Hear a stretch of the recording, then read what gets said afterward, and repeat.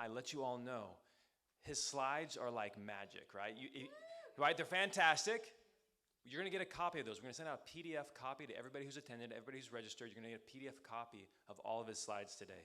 So you don't have to be like throwing your camera up and all that and not paying attention to what he's saying. We want you to absorb what he's saying, use the information, and go out and access that PDF and then use it. All right, so with that, welcome to the stage, real quick, big round of applause, Mr. Ryan Lundquist.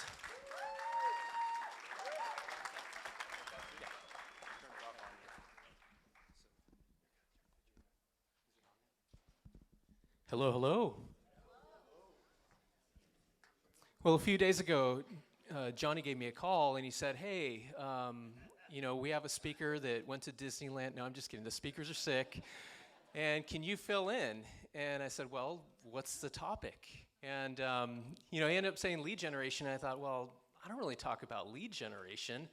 But then I thought, you know what? The market is so relevant for lead generation because who are we going to identify? Who are you going to focus on? Who are the buyers? Who are the sellers? And we think about what are you going to say about the market. So that's my presentation today. I'm going to get to talk about what the market's doing. I want you to leave with a ton of nuggets. I want you to leave with ideas for Instagram reels, for stuff you can share on your socials and newsletters, and how you can target different people. Now, had Johnny said, something else, we want you to give advice about women going through menopause, I would have said no, okay?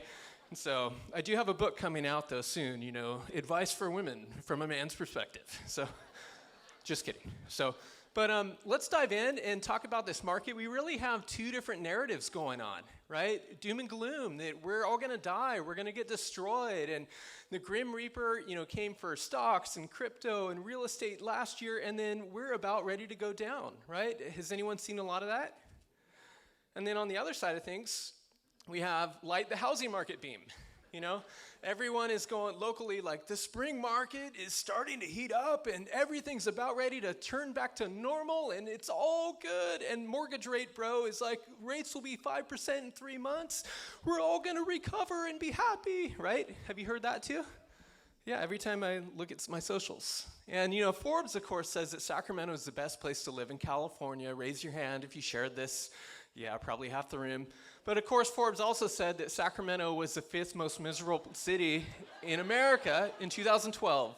So I'm not sure if they're a credible source or not, okay? But here's where we're at. So just like Jason Momoa sneaking up on Superman, the Fed snuck up on the housing market last year, and Fed policy dramatically changed the market. Did you notice? Okay, so it wasn't just me.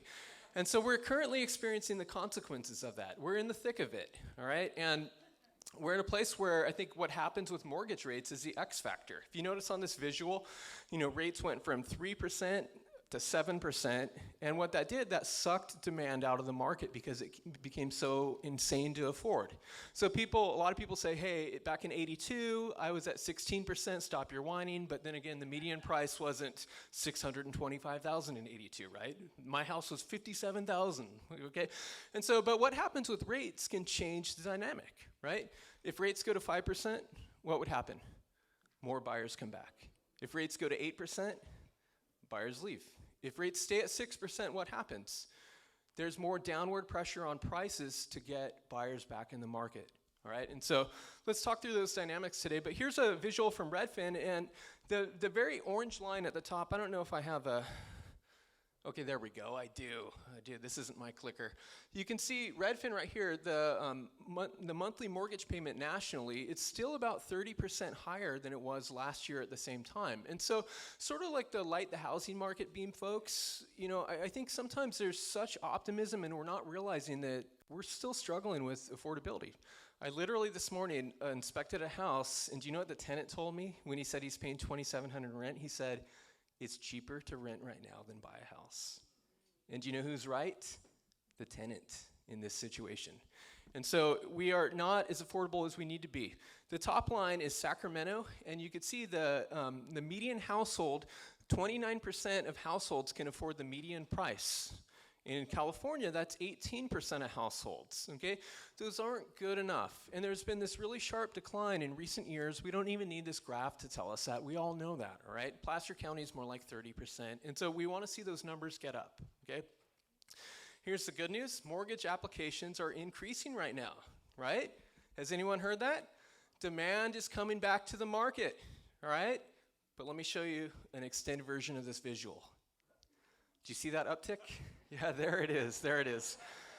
And so there's two things happening. Number one, it's great to see more demand, but we also have to realize that demand is much lower than it was before. And here's the prophecy into the future. Mortgage applications are a leading indicator. If we see more buyers applying for mortgages to purchase, we will see more pending contracts, and then we will see more checks for you, more sales. Okay, and so that's what we want to watch. And so let's just be real about the trend. Yes, there's an increase, and yes, it's still down. All right, here's a crazy visual. I'm going to skip through that. When you get the PDF, though, I want you to look at this and then just look at what difference does lower rates make compared to prices going down. Both of those things can help people afford the market.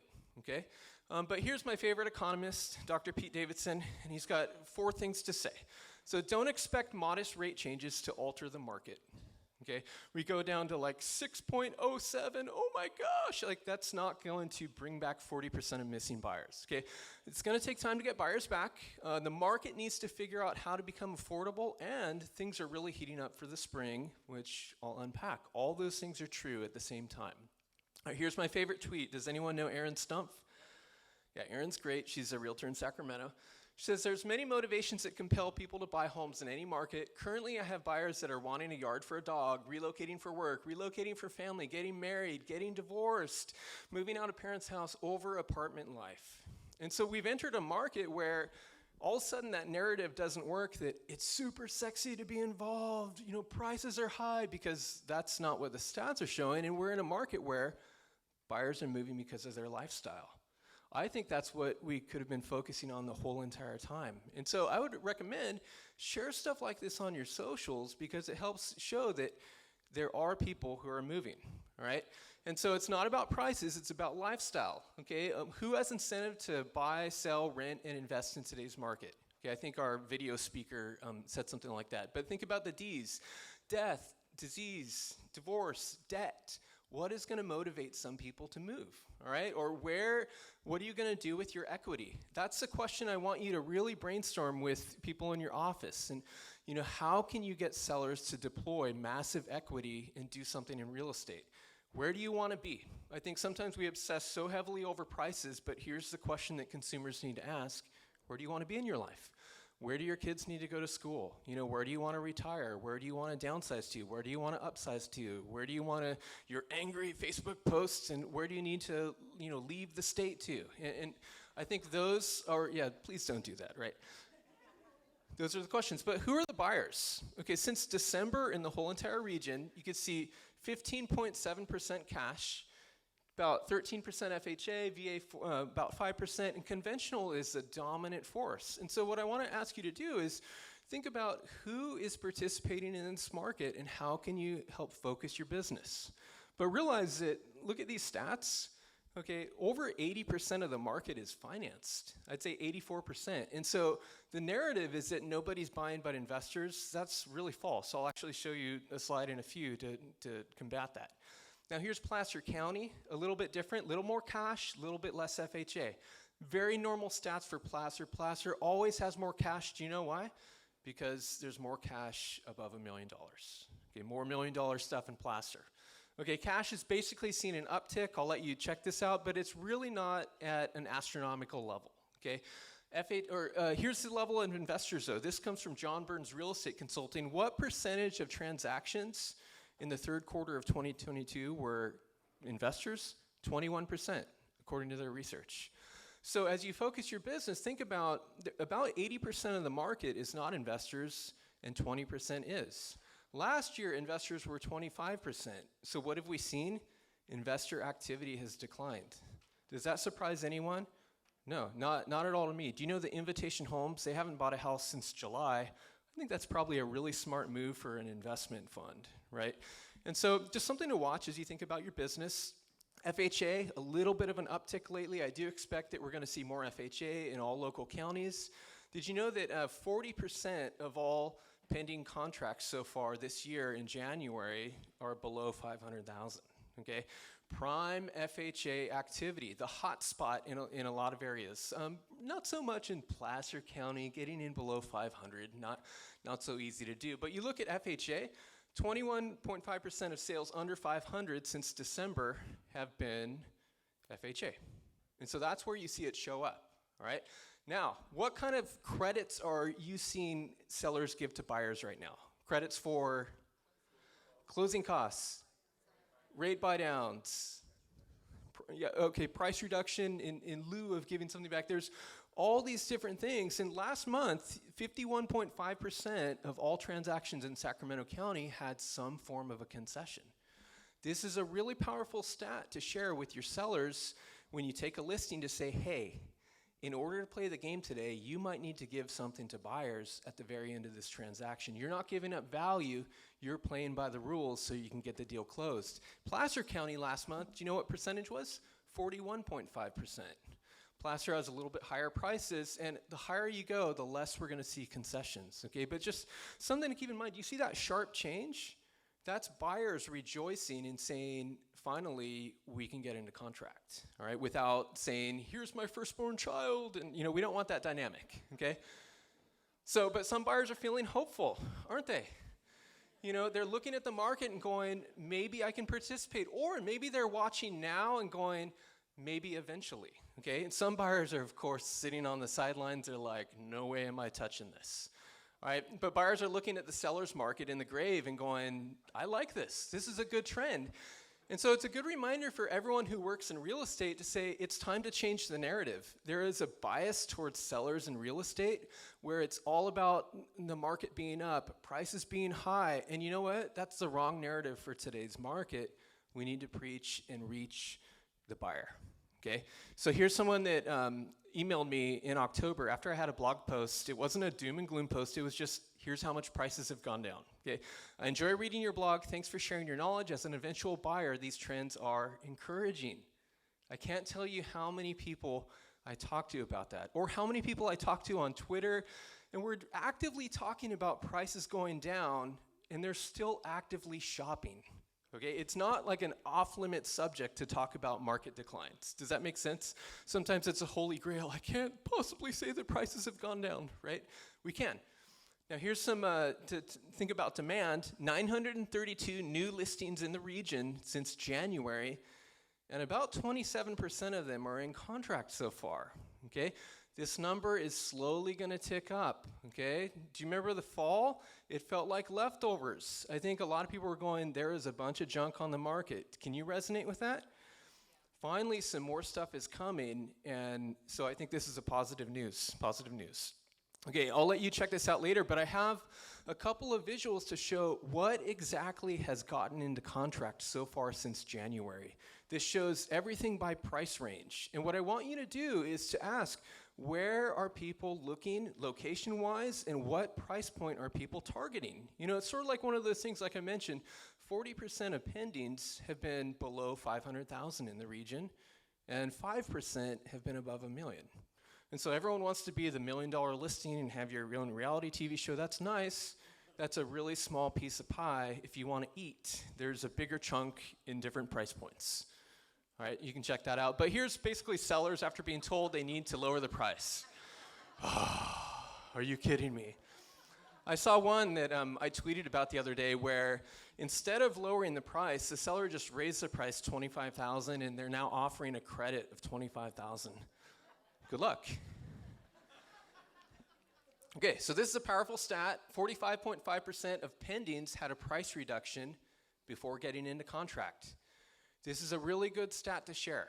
Okay, it's been more like 50%, but now we have a bunch of new listings, and so this number is going to go down a little bit, but it shows that price reductions work.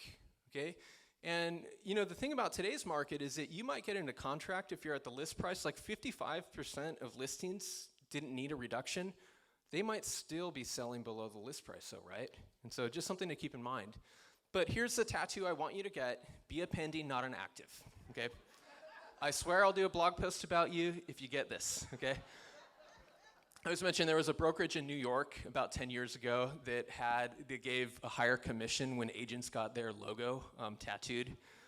Huge mistake, because that person, it'd be like, Keller Williams for life, and then you switch, or you're like, I love EXP, but then you and so just don't do that.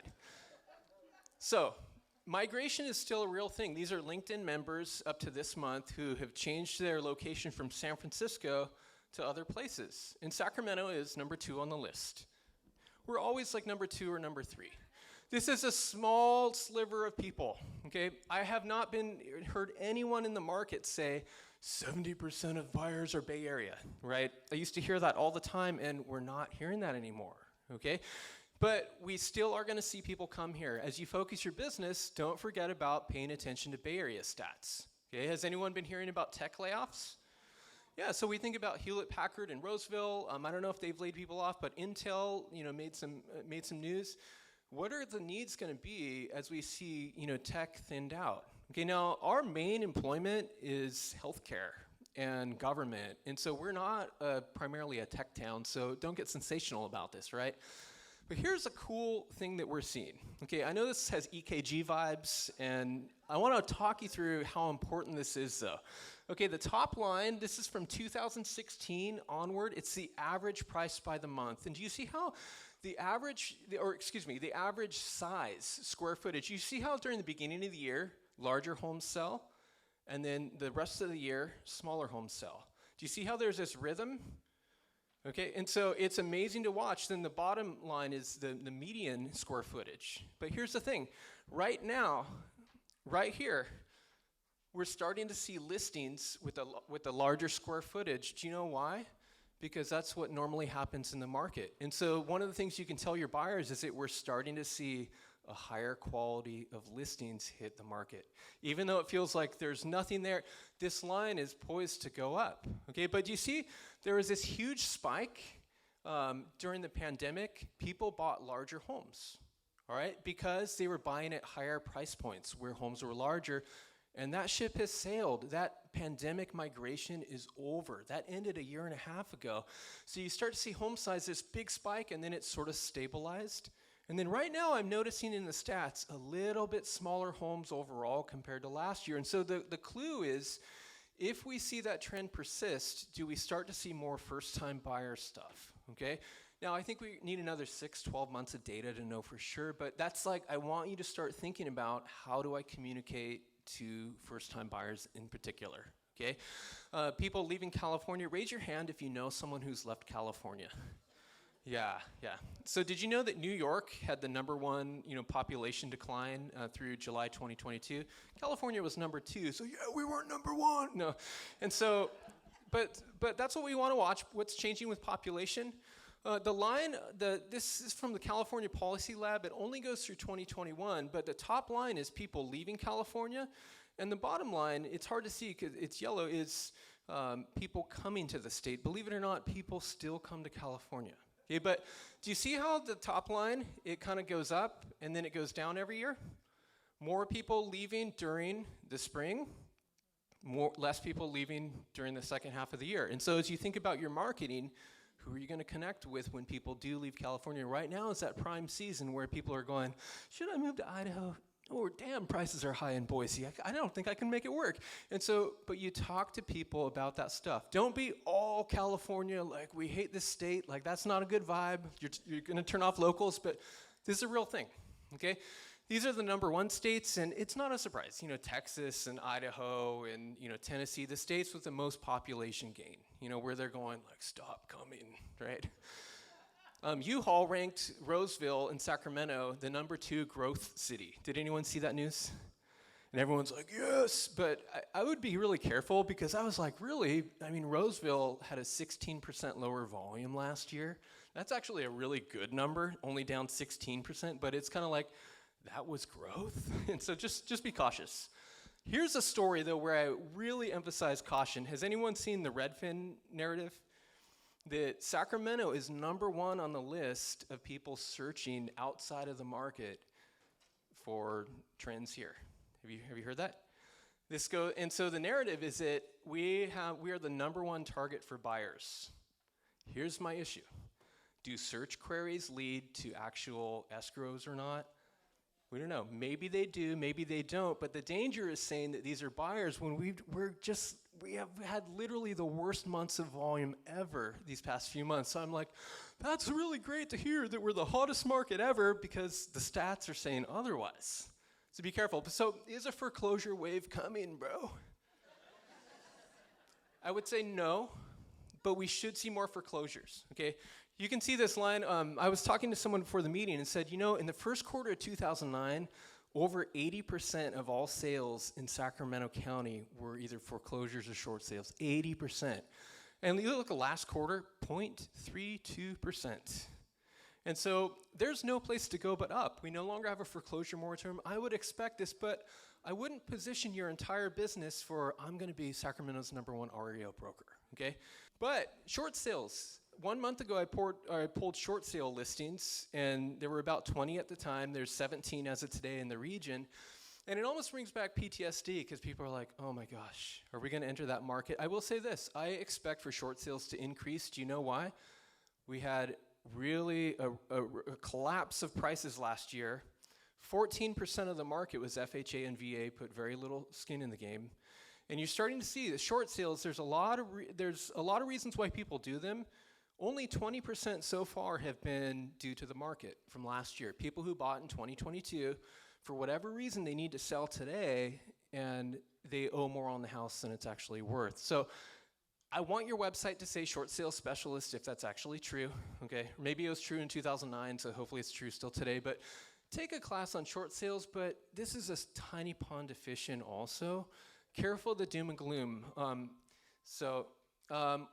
Delinquency rates are really low. Won't get into that. FHA and VA mortgage delinquency rates have seen an increase lately, but again, it's nothing like it was in 2007 vibes.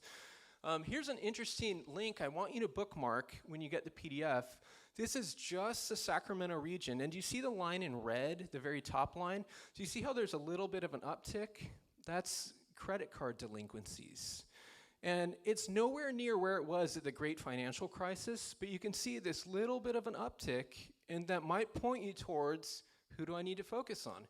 Future borrowers, maybe get them in classes, talk about financial health, okay? Or people that are struggling, in different sectors, maybe they're going to have a different list of needs, all right? And you can see mortgage delinquencies. This is just in Sacramento, which I think is the cool part. Local data, the bottom line, there's this tiny little uptick of delinquencies. So when someone's preaching a foreclosure wave and get on this list because it's going to be a glut like 2009, I think that's kind of disconnected from the stats, all right? So the market is slow because of the rain. Blame it on the rain, right? Sorry if you don't understand the joke. You weren't alive when Milli Vanilli was singing. Is the market slow because of the rain? Let me walk through real quick. Sorry, I'm a dad. That was a joke. So here's Sacramento County. This really, plaster is very similar. The top line is 2022, and it goes through every year of volume in the month of June. And so what I want you to do, I want you to look and compare to the lowest month. And so here we are, above 2007. In June, we're like, at least it's not 2007. And then July, and then August, September, October. Oh, we're getting close. But Redfin says we're the top destination. November, worst November ever. Yeah, Sacramento proud. We're the best place to live in California. Light the beam. Okay, and then December, worst December ever. And then here's my projection for January. Worst January ever. And do you know what's going to happen in February? Pendings have been down in January. We're going to have a low February too. Now the hope is that we bottom out with volume and then these lines start, moving forward. But right now, there's optimism for the spring. There should be, but we also have to be realistic, okay? Sorry for being a killjoy, but I want us to be realistic because that's where we're going to find success. So here's a way to look at it. When you look at volume by county, and I'll let you kind of unpack this more, but basically you can kind of see that, volume was down 22% all of last year, okay? And so the narrative is that we missed 22% of the market, but 78% of the market happened. And you're like, that's not that bad. We're a growth city, yeah. But then you look at May to December, and you're like, oh, volume was down 30% in the region when we kind of hone in on when the market changed. And so then the narrative's like, okay, 30% of the market was missing, but 70% of it happened, okay? But then we hone in on go, what about November to mid-January? And then 46% of the market was missing, 54% happened. And so do you see how like we can hide the stat if we look to something longer? Absolutely, okay? And so, but really the real number is 39%, the pre-pandemic average. I won't bore you with that. But basically it's safe to say about 40% of the market's missing. But in real estate, I implore you, focus on the 60% that is happening. It's kind of your choice. We can all sit around and go, doom and gloom, we're going to die, the Grim Reaper, 40%'s missing. Or you can go, where am I going to focus my business and get deals done? All right. Zillow left the market. I know it's been really tough. Redfin also is done as an iBuyer. I know it's been really hard. We're going to have some grief prayer circles, afterwards. But really what we're seeing is iBuyers own 170 properties right now. And look at, Open Door is by far the biggest one. But here's the thing. Open Door regularly owns 300 to 330 properties. So do you know what they've done? They've really slowed down acquisitions to deal with carnage. And I think we're seeing that with investors as a whole, kind of slowing down operations, making sure that the deals actually make sense. All right, so what will the future look like? I want to give some clues here. So here are pendings by the week. The very bottom line are pendings in 2023 in the Sacramento region. And in a normal year, you know what we're going to see? We're going to start to see more pendings because that's what happens during the spring, okay? It's starting to point up. Do you see that? That's positive news to share. But do you see how it's also lower than other years? Okay, so let's be real about that. Here's the number of listings. You see what's beginning to happen in listings in January in 2023 at the very bottom? They're increasing. Do you know what's happening though? They're really low. Has anyone noticed? We have a problem with new listings. And so we've got sellers with 2.6% mortgage rates. It's a quicksand situation where they're wearing their golden handcuffs and they're not going to list their homes, right? Raise your hand if on your personal residence you have a mortgage rate 3% or less. Stop bragging, come on. Okay, and raise your hand again if you have incentive to sell your home this year. Okay, there's one person. Lifestyle change, guaranteed, right? What's your life? No, I'm just kidding.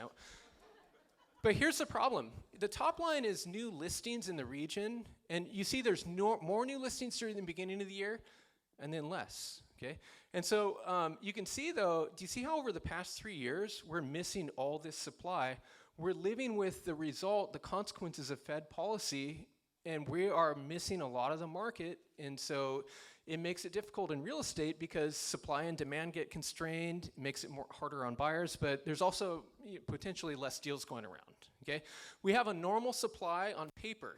If I was to talk to someone who doesn't know anything about real estate and I said our supply has been hovering somewhere around 2 months or so in Sacramento County, that person would probably say, oh, it sounds like a pretty stable market. Okay, I like what Rick Palacios Jr. says of John Burns Real Estate Consulting. He says, seems like the housing industry is waking up to the harsh reality that home prices can fall even if supply doesn't rise.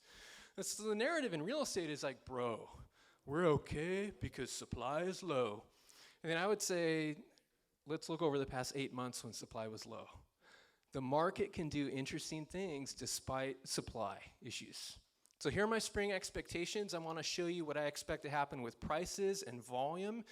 And we'll have a few other thoughts and close this sucker out. Okay, so new listings will increase. We're already seeing that. It's going to take less time to sell. There's going to be more competition. That's what happens in the spring. We're going to see more sales happening, actually. I want to show you statistically how that's true. Volume will still be subdued. Okay, I wrote a blog post in November, and someone was angry with me about the title because it said it's going to get worse before it gets better. And my thought was, we won't see volume return until the market heals, okay, with affordability. But there's still downward pressure on prices overall. If we're missing 40% of buyers, like we could see an uptick this spring very easily, but something has to give in order for those buyers to come back. Some buyers will find more affordability. Some buyers are already finding that, okay? Mortgage rates going down is like the X factor, the elephant in the room. That could change the dynamic, all right? So what happens even during a declining year? The dark bars are the median price. And you guys with me here? Okay. It's really quiet, and I'm like, man, are these guys? Johnny's like, I'm with you. I'm with you. Okay. So here's when prices were tanking during the last housing crash. And the dark bars are January through June each year. All right. And you could see here's actually 2006. Do you see how there was a little bit of an uptick? Here's our worst year on record, 2007. And look at that. The median price was flat to a little bit of an uptick during the worst year, right? And here's the 1990s. It's kind of hit and miss in the 90s. Music was really good, though. And, you know, some years the median price just straight up declines. Sometimes it's flat, sometimes a little bit of an uptick. And so I just want to say ahead that what we can do is we can expect for one of those things to happen. Prices up, prices flat, prices down. I know that's revolutionary. What I expect to see ahead, though, what we're starting to see in the pendings, they're a little bit higher than the sales in January. The pendings that will close in February. So it looks like it's possible to see an uptick. I honestly don't care what prices do, though. It's more about volume. What is happening with volume? That's where people get paid. Okay, so here's volume. And I shared this visual a couple months ago, and I thought there was a cool revelation because someone in the crowd said, oh, so I just have to hang on. And this was 2005 through 2008. Do you see this kind of crater, this valley, where volume kind of disappeared until, then a lot of foreclosures hit. But right now we're in a similar dynamic where there's this valley of a lack of affordability. And so there is hope because volume will return as affordability does. But here's the cool part. When you look at volume, the dark bars are January through June. And do you see how there's an uptick? Even when the market was declining, there's a spring season, there's more sales happening. So that's absolutely what we're going to see in the stats. Very confident of that ahead we will see more sales. So get it while it's hot, but realize it's still subdued. Does that make sense? Okay, so I think if anything, there's some hope there. National housing market stats are cool, doesn't really matter. The most important thing is local stats for us. Okay, new construction, way down, about 50% down contract volume. And so, work with those builders because they want to work with you again finally, right? And some agents are like, well, I'm never going to work with this one. I'm like, yeah, right. You'll work if you're hungry. But we got it. I still remember someone who stiffed me in 2006, didn't pay that appraisal fee. And so I'm not itching to work with that person. Not that I hold grudges. Here's what something special is happening in Roseville, though. The bottom line, this graph's from the Gregory Group, 22% of all sales for new construction in the region are in Roseville. And so you position your business and going, where are people buying? Where's the population growing? In Roseville, in Lincoln, in Folsom, Rancho Cordova, where there's new construction. Okay, Roseville also has the highest number of available listings. So I'm not saying that, it's so competitive, the new construction market in Roseville. Maybe not, but it's where people want to be. Okay, so prices. Okay, and is this your license plate? Top agent. Top broke, love real estate, right? Let's talk about prices, and then we're going to start to go down eventually here. So, speaking of going down, 4 to 5% when you compare today with last year, that's how much prices are down. But that's not the full story because we want to ask, well, what about since May? And since May, you can see that prices are more down like 15%. And so I think both of those stats are really important. We want to look year over year, but let's also look how has the market changed since May. And the narrative for as you're doing lead generation, you're talking to sellers, you're getting them on the same page. They've got to recognize prices are way different. Your comps from May are probably not going to be adequate, right? But here's a way to look at it. The top line is 2022, and then the orange line is 2021. Do you see at the beginning of the year there's this huge gap?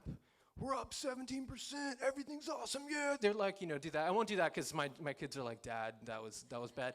But everything was so good, but then do you see how the market changed? And there's this really, really sharp decline. And so right now we're like, look, we're only down 4.5%, but we had to go down a lot to get there, all right?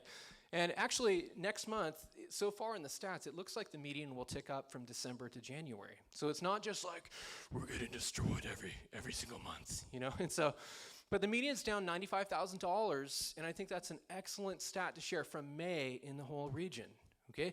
Sellers need to hear this. And buyers look at that and go, all right, that doesn't mean that comps are down 95,000 in every neighborhood. Some areas they really are, have you noticed? And in some areas you might be looking going, okay, it looks like 50,000 or whatever it is, okay? But here's Sacramento, the Sacramento region, up about 200,000, and then we've given away half of the pandemic gains over the past 8 months, 51% if you want to be technical. Here's Sacramento County, similar dynamic. Here's Placer County, not a lot of stats in Placer. Be careful, look, it goes flat, it gets all weird. That's Placer for you when there's just a few hundred sales. But when we back up, do you see that little iceberg at the top? That's basically the pandemic market. And I think sometimes we're so focused on that, but do you see how the market increased for 8 years before? So what you want to talk to about sellers is who have equity, how can you deploy that? That's the difficult part. But do you see how we went up 240 in Sacramento, then 175 in a very short period of time, and then down 90? And then let me show you Placer. Placer's really sensational. In about 2 years, it was almost the whole growth of 8 years before. Seems perfectly healthy, right? Right? That's okay. No. And that's why I think a lot of people are going, we need to get back, right? And so just something to watch. But sellers are chasing prices even now. It's just how the market is like, right? And, buyers are looking at lower prices. And I'm telling you, speak the language of buyers. Think about how can you communicate with buyers, okay? I will say this, that buyers, today's market is like this. You're going to plant a lot of seeds that don't sprout for a year or two, okay? And you got to plant those seeds right now, cut your expenses until volume returns. That's fine. But you can't control the market, but you can control your mindset, all right? We control who we follow also on social media. And if you're stressing over certain YouTube videos, like, what are you doing with your mental health? Like, when are you going to start taking your mental health seriously? Maybe don't listen to that stuff. So, no, thank you. So rents have started to dip nationally. In Sacramento, we're starting to see lower rents. And I wrote about this on my blog this week. Please check that out. Rental data is really sparse. There's just a lot to this conversation. But you want to think about if rents go down and if home prices go down, like there's going to be some incentive at some point for people to buy homes. But think about for investors who will start to see news about rents, how does that influence their behavior? This is really, really key to watch. So there's a disconnect though. There's the market, there's buyers or sellers, totally on a different page. I shared this meme and someone was like, yeah, that's the Emperor of Norway or whatever. I get it. It still works as a meme though. Okay, so basically, about 75% of sales are selling below their original list price right now. So it's sort of like, light the housing market beam, but let's also watch the stats. This is going to change in the spring. Things get hot in the spring. There's a lot of dots here. We'll walk through that. But here's last month. This is a killer point to talk to your sellers about. You sit down for a listing and look, sold at exactly the list price, 10.9% of sales. And so you communicate to your sellers, don't get stuck on the original list price. Very few properties sell at exactly there. Then you look below, almost market, only 13% sold above the original list price. That sounds really healthy for buyers, right? If you're a hype machine for sellers, that's not as sexy, okay? Here's a visual, too many dots, but I just want to show that it's really in the first 7 to 14 days that properties get bid up the most. It makes sense. And then you just see the longer a property's on the market, the lower it's going to sell in relation to its list price. But I just want to say that there's a lot of properties that actually list, and if sellers are decisive, there were a lot last month that sold 5% and even 10% lower than the list price, even in the first week. And so be careful about hyping that 13% went above, yay, because there's some sellers that need to make a quick decision, and they might need to accept something lower, all right? So the housing temperature over the past 2 weeks, 44.4% of pendings got into have multiple offers in the region, right? Does that sound about right? 49.8% in Sacramento County. And do you think Placer's going to be higher or lower? It's always lower. It's always lower. 37.5%. This is as fresh as you can get with data, properties that are getting more than one offer, okay? Now, I think I have just a couple more graphs. This is really, really important. Please listen. Because I think whenever someone hears about multiple offers, do you know what they think about immediately? Oh no, 2021 vibes. I just want to say this. Multiple offers are normal in real estate. You know what wasn't normal? These lines up here represent Decembers. Last December, 56.6% had multiple offers. The December before, about 64%. This right here is actually a normal level. And so it's going to be really, really important. You don't want sellers to get so hyped that they think, we're back. Because it's not that 60% in December vibe. Do you know what I'm saying? So I'll be pushing this graph out every month. Please, please, please be in touch with the trend. It's not 2021 just because there's multiple offers. And this is the last one before I talk about cycles and then I have some unsolicited advice. So, what do you see when you look at active listings and you look at pendings? What do you notice right now about closed sales, pendings, and actives? Do you see how closed sales took less time to sell? Pendings are going to get weird. This is going to go way down, ahead for the spring. But do you see how actives are way higher? There's a lot of leftover stuff. And so I think what I would recommend is talk to your sellers. What does it take to be a pending right now? Don't be afraid to get into contract in the first 7 to 14 days. Buyers are picky, but they're also decisive. They know what they want, and they will be quick to act, all right? So that's sort of my message there. And in transitioning to the end, who is going to win the Super Bowl in a couple of weeks? 49ers? Okay, what about the Raiders? No, I'm just kidding. Okay, what about the Chiefs? Okay, no. Okay, and who else is in Cincinnati? Okay, Eagles. We don't know. Okay, here's the thing. We have ideas about the Niners. We have ideas about pop culture. We have ideas about who's going to win Oscars. But we don't know the future exactly. The same thing is true in real estate. Okay, when you look at prices over the past 30 years, prices have gone up. Okay, but when you look at the market, there's up and down cycles. And this is a closing thing. Right now, we've entered a down cycle. Normally, down cycles take how long? About 5 to 6 years. What happens with this one? Is it going to be longer? Is it going to end right now, then we're going to go up? I think that's to be determined. Some people think that the wonder is if we keep going down sharply, can we turn around more quickly? It feels like a Fed game in some senses. Okay, so we'll see. But I just want to mention this, that the market declined in our area heavily. But people who bought in 2008 and 2009, the market still declined for 3 years, and they really, really won eventually. And so I think sometimes people are so focused on prices, but they have to think about where is their lifestyle colliding with the market, and you can still win even in a down market. Now, right now, things are very uncertain. I'm not encouraging everyone to go for it, but I think that's good perspective. Okay, so the results are in the market is going to keep changing in. When we think about Maury, our poet laureate. So, and you are the father. So, closing advice, though. I'd say be patient. We need time to see the trend. Know what normal looks like so you can spot abnormal. All right? Parse the trend every month. Go, what normally happens in the spring? Right? You don't want to hype the spring up so much that you're thinking it's 2021 when it's just normal stuff. Don't get high on housing hope. Be realistic. Okay, be optimistic in life, but realistic about stats. I'd say plan for the worst and rejoice if something else happens. I think that's a great plan. Build your network and keep feeding your network. Like I said, it's a time for planting seeds, and those seeds will sprout eventually, but not all of them are going to sprout this year when we're still struggling with lower volume. But what helps is affordability. That's why I think everyone in housing be like, I am rooting for prices to go down and rates to go down because we want more people to participate. Okay? Contrary opinion, though. Strategize for how to succeed during a down market. Write yourself a letter, dear downturn, and spell out how am I going to succeed.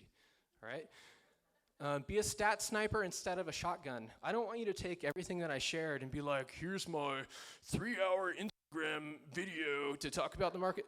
Take small little snippets and nuggets and package this stuff in ways that consumers can understand, right? And I'd say take your mental health seriously. Like I said, if the market, what if it did decline for 5 or 6 years? Am I going to be miserable every day for the next 5 years? or am I going to wake up and be able to rejoice, right? Or like I say, I'm 46 years old, and I keep saying this, if I'm lucky enough to live for 30 more years, I hope I am, I'll probably endure 2 more up and down market cycles, okay? And that means probably for 5 to, 10 to 12 years out of the next 3 decades, prices will be declining. And it's like, am I only going to be happy for 20 of those years and then miserable for the others? I tell my kids, don't you dare get married in a down market, right? I mean, we've got to decide who we're going to be. And I would say the last 2 things, obsess over every escrow. Every sale you hear about, ask, why did the seller sell? And why did the buyer buy? Because that's a clue. How can I focus my business? What is getting into contract? What are we seeing with first-time buyers? What are we seeing at the $1 million price point with investors, with all the stuff I talked about? And last but not least, I always end with this, be generous and authentic. This is, I think, the secret to business, the best recipe possible, the best formula where we're just being good to people and where we're putting their interests above and where we're not trying to manipulate people, talk people into anything. Sometimes the best answer is yes or no, and we're just going to guide people like that. I think that's really good. That's me. That's my spiel. Thank you for letting me be here. I hope that was helpful.